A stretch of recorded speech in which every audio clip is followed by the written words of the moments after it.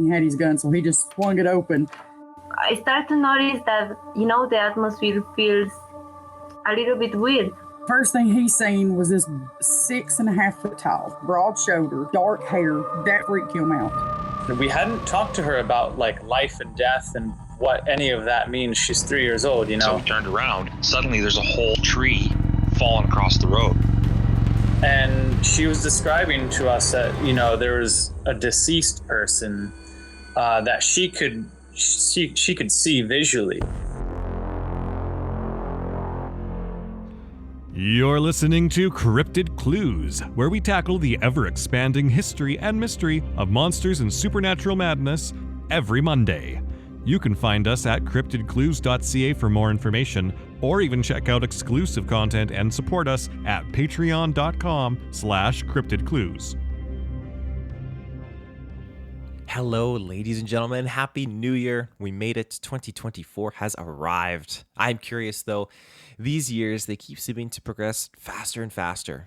I don't know if this is a result of just aging in general. I know people always said, like, oh, when you get older, time goes by pretty fast. And as you're a kid, time goes by pretty slow. But maybe there is some truth to this after all. I just personally can't seem to keep up with how fast the years are going these days. Christmas is already done. We've been through some troubling times this past year.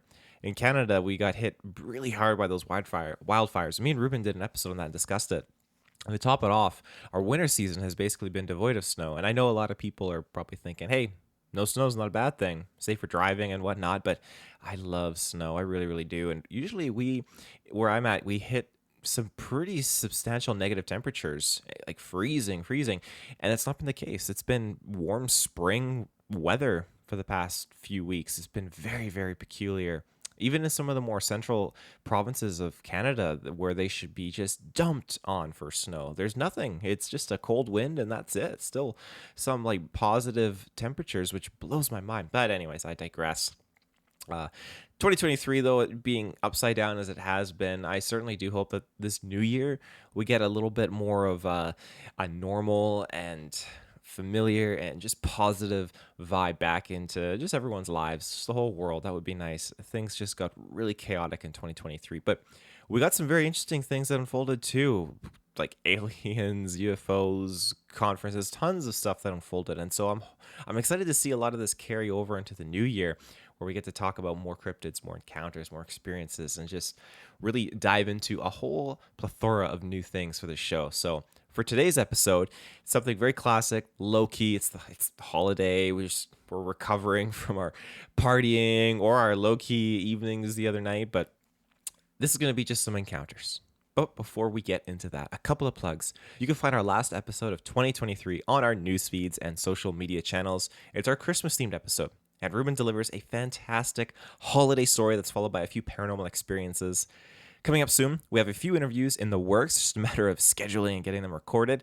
We also have an episode coming up where Reuben and I discuss the Pacific Northwest, notably British Columbia and Bigfoot and some of the adjacent provinces. My inspiration for that was I went traveling for the holidays across Canada, and I really got to see from bird's eye view down some amazing landscapes. And a lot of these landscapes I had never been able to see in person before. So my inspiration from that is just to explore by looking at photos I took, and that's where the photos will come into play on the show when I discuss it with Reuben, how amazingly forested and covered, and just how easy it would be for something to really hide in this terrain. Because when you're looking at it from that bird's eye view, it's incredible. But I digress. That is a topic me and Reuben are going to get into in a coming up soon episode. Now, with all that said and done, let's get into our first experience, kind of riding off what we did with the Christmas ones. This one is a paranormal experience. And I quote, "I think my grandfather is trying to communicate with me." Basically, my grandfather sadly passed away at 90 a few years ago. I was too young for it to process back then, around 7, and so I never really mourned him or dwelled on it. While doing my grandmother a favor and cleaning the spare bedroom for her, it's the room where he passed away, keep in mind, I saw the flat cap that my grandfather used to wear nearly every day if he went out to do something in the garden or just around the house. After seeing it, I asked my grandmother about it, and she said that I could have it as a reminder of him. And she's trying to get over his death still a few years later, so I finished up the bedroom, went downstairs and had a nice chat with my grandmother, and then went back to my house. I put the flat cap on my chest of drawers next to my TV, as I see it every night before I go to bed pretty much. After about 3 or 4 days later, I started having weird kind of like streams of energy go through my chest and jolt me awake whenever I try to go to sleep. I usually just brush it off and continue attempting to go to sleep. Insomnia runs in my father's and mother's sides of the family, and it was mostly manageable. I'm only writing this because recently, as we get closer to my grandmother and grandfather's wedding anniversary, the activity has started to become more intense and frequent. I might sound a bit off of my rocker, but I swear that sometimes I'll see a silhouette facing me from outside my window, or sometimes hear his voice whisper when I'm home alone. Just yesterday, we celebrated my grandmother's birthday, and the presence was way stronger than what I was now accustomed to over the past few months. I kept seeing his face and everywhere I looked, from wallpaper to tree branches, and leaves forming his facial features. I took it as a good sign that he wasn't here to cause any harm or to be an annoyance. But when I came home from the party, it seemed like things were just off. A general uneasy feeling, and the hairs on my neck were standing, as if something or someone was observing me. I was too tired to care, as it was a long day from university and the party, so I just got into bed, brushed it off that night, and I recall having an extremely vivid dream. And in it, me and my grandfather were talking outside a park on a bench. The same park of the town that he grew up in. Most of my mom's family lived there, and his presence there wasn't completely visible. I recall having a long and deep conversation with him about my family, his childhood, and other things I can't remember off the top of my head. But at the end of the conversation, most likely when I was nearly waking up, he kept on saying that I needed to start visiting my grandmother more, as he said she doesn't have long left. What should I do? And I don't want to cleanse the spirit, as he is my grandfather, obviously. End quote. This one really, really hit me because I too lost my grandfather when I was young, and there are times when I personally don't feel my grandfather's presence, and I wish maybe there were times when I could, but it definitely was a scenario that brought me closer to my grandmother. And I, at the time, was living within close proximity of my grandparents, and as time went on, I moved farther away. But after my grandfather had passed, I had always made those efforts to come back home and visit with my grandmother and give her that time, because you really don't know when that time will expire. And when you're dealing with a presence that might be familiar to you, you do want to exercise caution, because I do believe that there are very powerful entities out there that are familiar with taking the form of something that you are accustomed to, you're familiar to, and taking advantage of that weakness.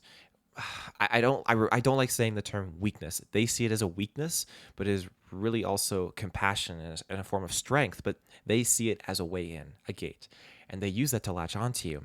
And if you give them a blessing, or you give them that ability to come into your life and your energy, they take full advantage of that. And then you have to be very careful, because you don't know what might come of that. They might reveal themselves and show, okay, they're really a very evil and sinister presence. But that's besides the point here in this, because this seems like it's something different. What was here and what was present seemed very sincere, very genuine. It did not cause harmful mental disturbances.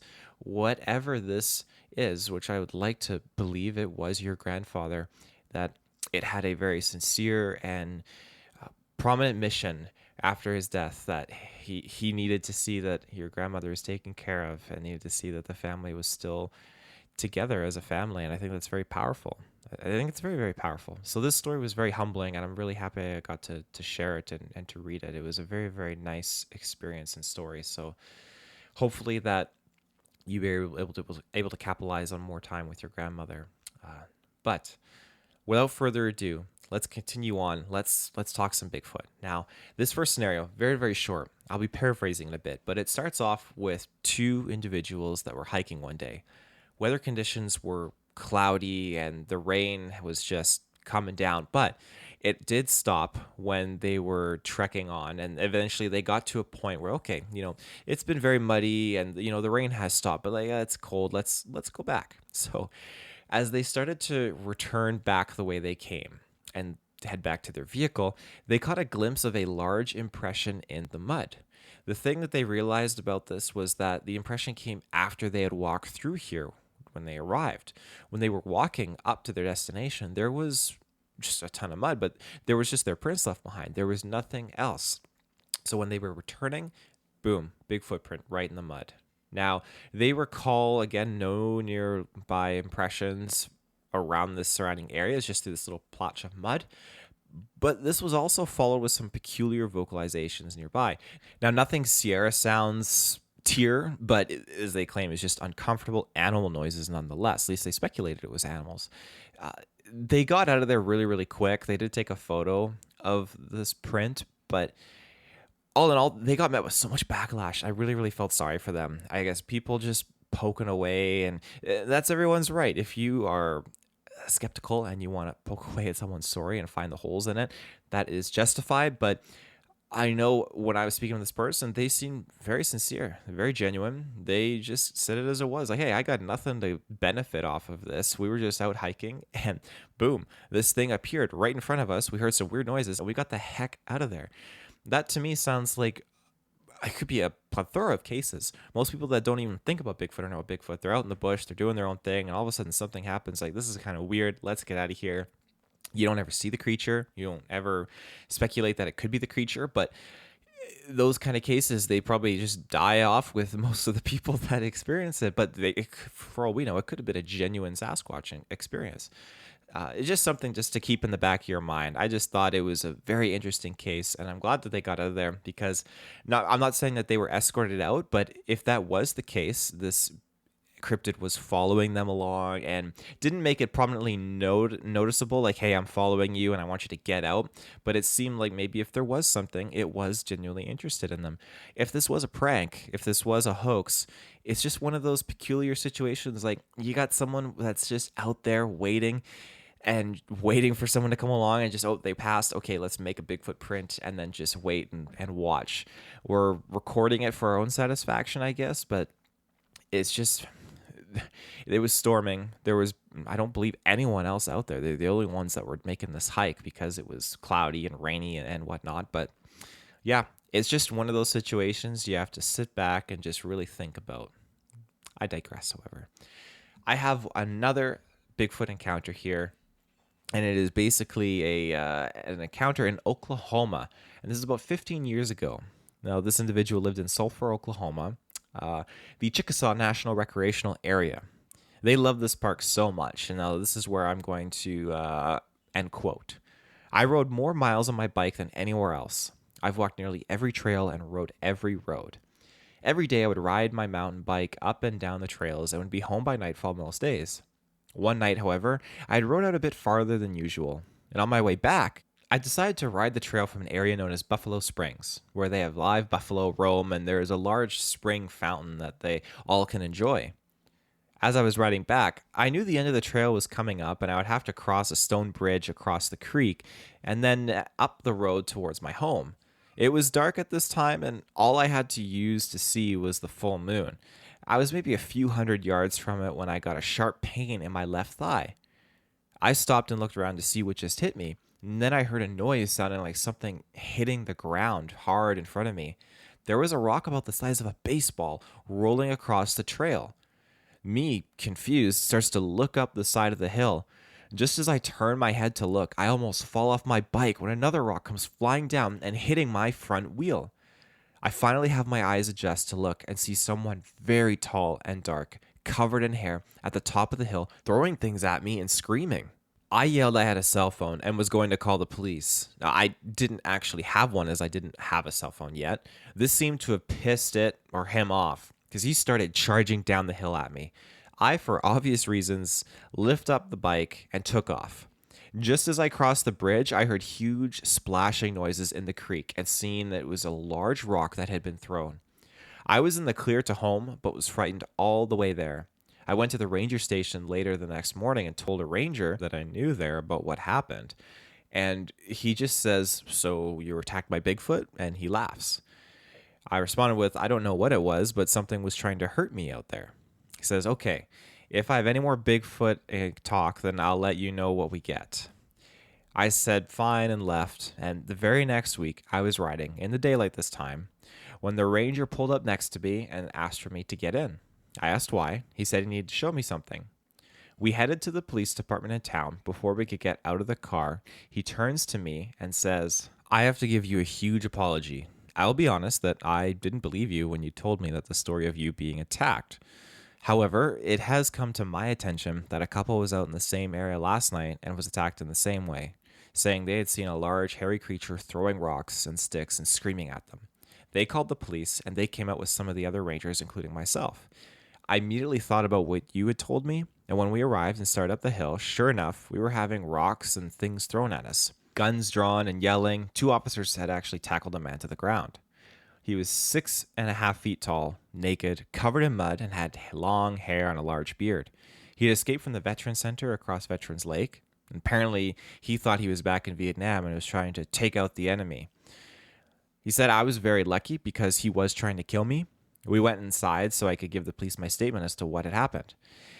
They said they had sent him to a secure place somewhere just to get some help, and to this day I still get shivers when I hike that trail, and I always keep my eyes on the ridgetop.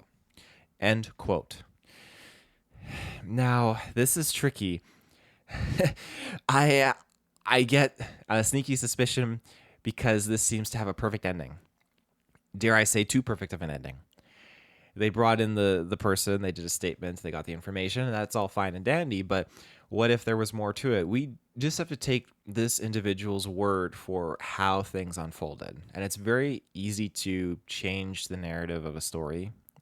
Albeit, again, when you deal with any kind of cryptid-related experience or an encounter and you're hearing a story, it's always easy to change the narrative and make it more flamboyant or a little bit less from the truth. I'd be a fool not to admit that. But it works both ways, because when you're dealing with this coming from government officials and, hey, this is how it went down, this is how it ended, I still get a little bit apprehensive because it's too perfect. So let's say they go out there and they did see something. They brought a lot of force with them, and maybe they did have to address this situation. Now, it's not totally out of the norm where I've heard other reports and encounters where people say, yeah, this happened, like, hey, all these cops showed up and we didn't get to see a resolution of the situation, but apparently they got something, they moved something out of the area, or just the whole area was quarantined, you had to leave, black SUVs, it goes on and on and on. So is that the case here? Was this just a very simple cover-up? I don't know. To me, it does seem like it could be something like that, but I got to remain unbiased in this situation and take it for what it is. I would like to adhere to the idea, though, that this was something, and they played off of a very logical and realistic scenario to cover it up. I mean, they could have just avoided telling this guy, but they did, and I think that was to just kind of cut all loose ends and make everyone think, okay, this is what it was, and that's it. We don't know where the person is, where the person went, or anything like that, so we just gotta, again, take it for what it is. The fact that this individual was out there and did have these rocks thrown at them was very interesting, and it seemed very interesting that they were able to interpret basically the resistance when the individual was like, hey, I got a cell phone, yada, yada, yada, and they were able to think, oh, okay, yeah, not having this, and they start to charge down at them. That's... like, if this is a person, why wouldn't they continually be making, like, vocalized threats if they are a human being? And if they were out here for this long, why is the first instance now? They're covered in mud. They got a long beard, long hair. They've obviously been out here for months or long period of time, but it's just now that this happens, and we're dealing with someone that has made a point of saying they have been exploring this place and just traveling this place religiously. This is their MO, and now finally it happens here. Could the person have just wandered into this area and taken a claim to it? Sure, by all means, but it just seems like too perfect of a painted picture, and so I question it. But that is everything for today's episode. I hope you enjoyed it. Again, rather low-key, just a couple of encounters. And as I said at the start, me and Reuben got a few things in the works. 2024, new year, new episodes, new encounters, and we're going to be going at it hard. We're excited because we might have something lined up for the spring where, just like our previous experience, we had went out into the winter time overnight and did this whole, like, old backlogging road and just went out into the woods and just went and see what we could find and see what would happen. We weren't trying to instigate or really trigger anything. We went out prepared and we were very safe, and we just wanted to just get out and pretty much just have some time and hang out and really experience what could happen in a very interesting and very spooky area. And so that's what we're going to try and do in the springtime. We have someone lined up who wants to follow along with us and kind of document as me and Reuben go out and really immerse ourselves and see what can happen. We're going to be looking into some areas that are a little bit more prominent because there's a few around the interior of our province here. I won't get into it now, but it's potential and we're excited. Scared, but excited. So, yes, you can find us. CryptidClues.ca is our website, our social media channels, Twitter, which is now X, and YouTube, and Facebook. And if you want to send us an email, cryptidclues@gmail.com. If you want to reach out and just say hi and let us know how's it going. And yeah, we're also on Patreon. But without further ado, that is it. So I hope you have a fantastic start to your new year. I hope you have a fantastic week. Hopefully getting back into work and getting back into the normalcy of things. It's going to be hard for me and Reuben, I know, but it's just the way it is. So until next time, everyone, take care and stay safe.